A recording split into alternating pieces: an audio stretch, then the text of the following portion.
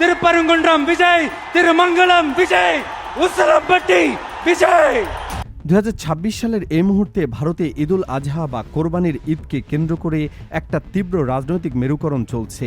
একদিকে বিভিন্ন রাজ্যে পশু জবাই নিয়ে আইনি বিধিনিষেধ কঠোর করা হচ্ছে, অন্যদিকে মুসলিম সম্প্রদায়ের মধ্যে এক ধরনের চাপা ক্ষোভ ক্রমশ বাড়ছে। এই পুরো পরিস্থিতির মধ্যে হঠাৎ করে একটি নাম সামনে চলে এসেছে, থালাপতি বিজয়। তামিলনাড়ুর এই সুপারস্টার থেকে রাজনীতিবিদ হয়ে ওঠা নেতা এমন একটি অবস্থান নিয়েছেন যেটা ভারতের জাতীয় রাজনীতির হিসাব নিকাশ পুরোপুরি বদলে দেওয়ার ক্ষমতা রাখে। কিন্তু ঠিক কি ঘটেছে আর কেন এটা এত গুরুত্বপূর্ণ? খবর অনুযায়ী থালাপতি বিজয় স্পষ্ট ভাষায় ঘোষণা দিয়েছেন, আসন্ন ঈদুল আজহায় তিনি শুধু মুসলিম সম্প্রদায়ের পাশে দাঁড়াবেন না, তিনি নিজে কোরবানিতে অংশ নেবেন। এটা ভারতীয় রাজনৈতিক প্রেক্ষাপটে অত্যন্ত অস্বাভাবিক একটি ঘটনা।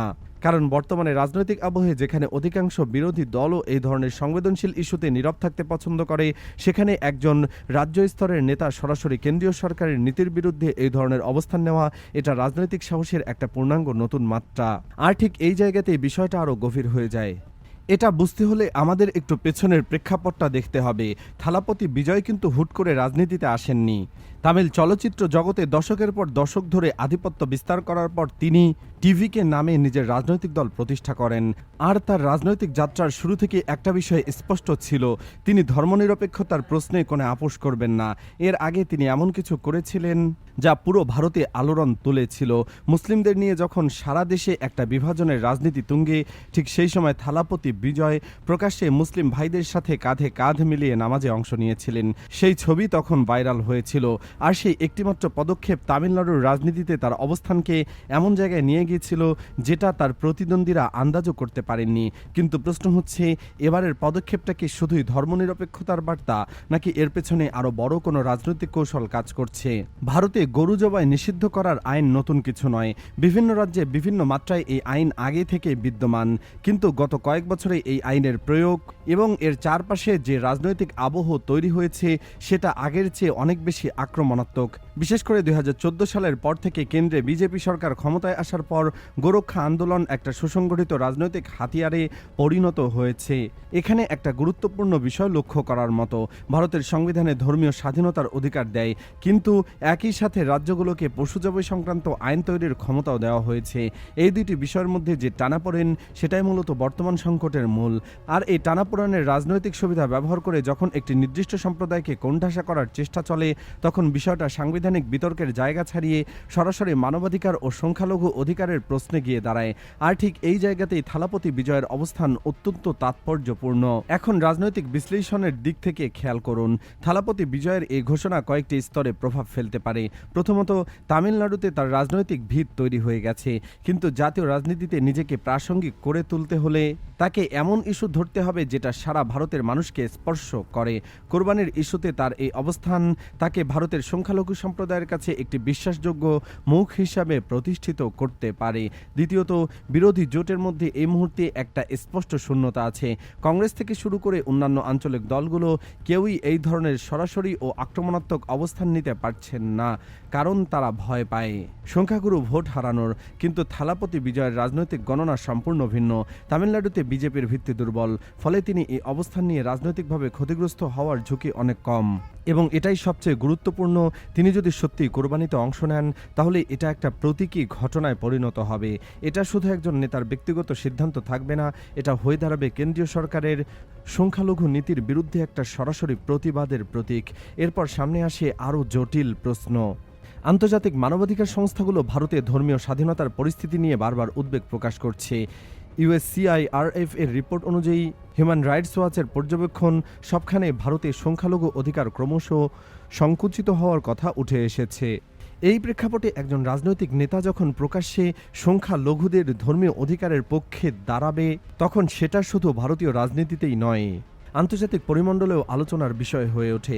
কিন্তু এখানে একটা প্রশ্ন থেকেই যায়, সাংবিধানিকভাবে থালাপতি বিজয়ের এই পদক্ষেপ কি আইনি চ্যালেঞ্জের মুখে পড়তে পারে? তামিলনাড়ুতে গরু জবাইয়ের আইনি অবস্থান কি? যদি কেন্দ্রীয় সরকার বা কোনো সংগঠন এ বিষয়ে আইনি পদক্ষেপ নেয়, তাহলে পরিস্থিতি কোন দিকে যেতে পারে? এই প্রশ্নগুলোর উত্তর এখনও পরিষ্কার নয়। কিন্তু রাজনৈতিক বিশ্লেষকরা একটা বিষয়ে একমত, এই ঘটনা যদি সত্যিই ঘটে, তাহলে এটা ভারতীয় রাজনীতিতে একটা নতুন অধ্যায়ের সূচনা করবে। সোশ্যাল মিডিয়ায় এই ঘোষণার পর প্রতিক্রিয়া দুই ভাগে বিভক্ত। একদিকে বিপুল সংখ্যক মানুষ থালাপতি বিজয়ের এই সাহসী অবস্থানকে সমর্থন জানাচ্ছেন। তারা বলছেন এটাই আসল ধর্মনিরপেক্ষতা, শুধু মুখে নয় কাজে প্রমাণ করা। অন্যদিকে কট্টরপন্থী শিবির থেকে তীব্র সমালোচনা এবং হুমকিও আসছে। বিভিন্ন দক্ষিণপন্থী সংগঠন ইতিমধ্যে এর বিরুদ্ধে প্রতিবাদের হুঁশিয়ারি দিয়েছেন। আপনার কি মনে হয়, এই চাপের মুখে থালাপতি বিজয় তার অবস্থান থেকে সরে আসবেন, নাকি তিনি শেষ পর্যন্ত তার ঘোষণায় অটল থাকবেন? এখন একটু গভীরে যাওয়া যাক। ভারতের রাজনীতিতে দক্ষিণ ভারতের ভূমিকা দিন দিন বাড়ছে। জনসংখ্যা, অর্থনৈতিক অবদান, শিক্ষার হার প্রতিটি সূচকে দক্ষিণ ভারতের রাজ্যগুলো উত্তর ভারতের অনেক রাজ্যের চেয়ে এগিয়ে।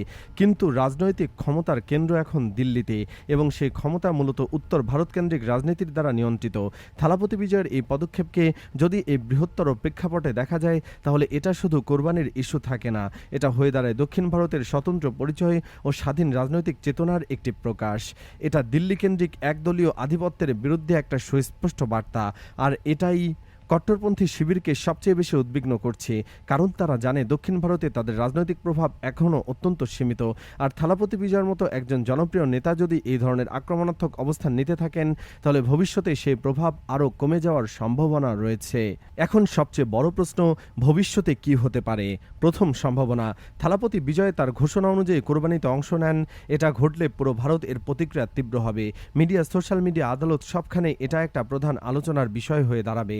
কট্টরপন্থী সংগঠনগুলো এর বিরুদ্ধে আইনি ও রাজনৈতিক পদক্ষেপ নিতে পারে, আদালতেও মামলা যেতে পারে। দ্বিতীয় সম্ভাবনা, কেন্দ্রীয় সরকার বা কোনো রাজ্য সরকার আগে থেকে আইনে বাধা তৈরি করার চেষ্টা করবে। এটা হলে পরিস্থিতি আরও উত্তপ্ত হতে পারে, কারণ তখন এটা কেবল কোরবানির ইস্যু থাকবে না, এটা হয়ে যাবে রাজ্যের অধিকার বনাম কেন্দ্রের আগ্রাসনের প্রশ্ন। তৃতীয় সম্ভাবনা, এটা সবচেয়ে জটিল, যদি এই ঘটনাকে কেন্দ্র করে সাম্প্রদায়িক উত্তেজনা ছড়ায়, তাহলে ভারতের সামাজিক বুননে এক প্রত্যন্ত এবং গভীর দীর্ঘমেয়াদী প্রভাব হতে পারে। কিন্তু এখান থেকেই একটা কথা বলা দরকার, এই ধরনের পদক্ষেপের ঝুঁকি থালাপতি বিজয় জানেন না এমন নয়, তিনি সচেতনভাবে এই ঝুঁকি নিচ্ছেন, আর সেটাই এই ঘটনাকে আরও বেশি তাৎপর্যপূর্ণ করে তুলছে। এখন পুরো ভারতের চোখ তামিলনাড়ুর দিকে। আগামী কয়েকদিন বা কয়েক সপ্তাহের মধ্যে পরিস্থিতি কোন দিকে মোড় নেয়, সেটাই এখন সবচেয়ে বড় প্রশ্ন। কেন্দ্রীয় সরকার কি নীরবে থাকবে নাকি প্রতিক্রিয়া দেখাবে? বিরোধী দলগুলো কি থালাপতি বিজয়ের পাশে দাঁড়াবে নাকি দূরত্ব বজায় রাখবে? এই পুরো ঘটনাকে আপনি কিভাবে দেখছেন? থালাপতি বিজয়ের এই পদক্ষেপ কি সত্যিকারের সাহস নাকি রাজনৈতিক কৌশল? আপনার বিশ্লেষণ কমেন্টে জানান। এই ধরনের গুরুত্বপূর্ণ বিশ্লেষণ নিয়মিত পেতে চ্যানেলটি সাবস্ক্রাইব করুন।